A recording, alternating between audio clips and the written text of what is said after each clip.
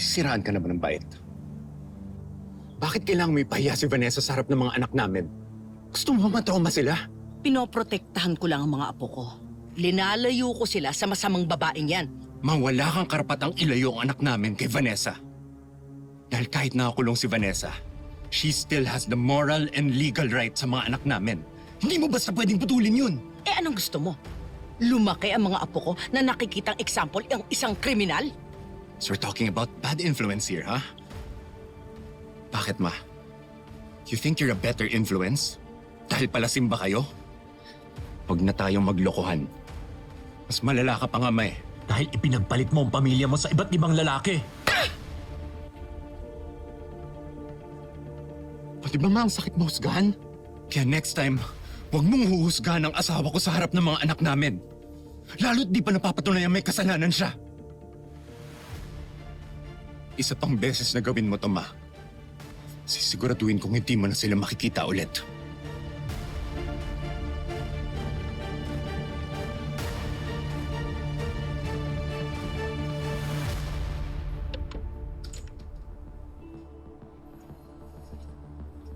Kuya, bakit? Nananadya ka ba talaga, Angel? Bakit kailangan mo sabihin kay Mama ang pagkikita namin ni Vanessa? Ano bang goal mo? Mag-umpisa ng gulo? Kuya, hindi. In-inform ko lang naman yung parents mo dahil nag-aalala ko sa inyo. Kaalala. Nag-aalala ka ba talaga o gusto mo lang lalong idiin si Vanessa? Ay! You stop the act, Angel, ah. Hindi ako si Mama na kayang-kaya mo bulahin sa mga fake concerns mo. Ano ba? Bakit ba lagi mo na lang ako hinahawakan ng ganyan?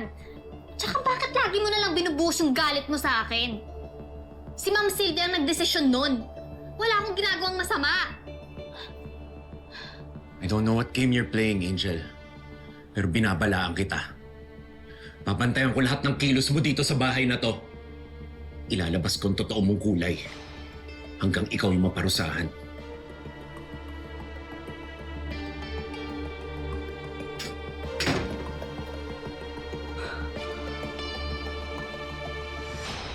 Bakit niyo po ako pinatawag? I've always thought na para kang human CCTV. Walang nakakalampas sa'yo.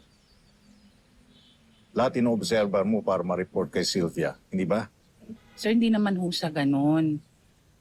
Mapagmasid lang po talaga ako para sa ikakabuti ng pamilya. Precisely. Kaya ikaw ang kailangan ko ngayon. Gusto kong malaman ang lahat ng noobserbahan mo tungkol kay Angel simula nung tumira siya kay Marco. Ho? May kakaiba ba siyang kinikilos? Meron ba siyang sinabi o ginawa na kahina-hinala? Bakit niyo po gustong malaman? May hindi nagtutugma sa mga kwento ni Angel. At naniniwala ako, ikaw ang makakapagbigay sa akin ng missing piece of the puzzle. So tell me everything you know about her.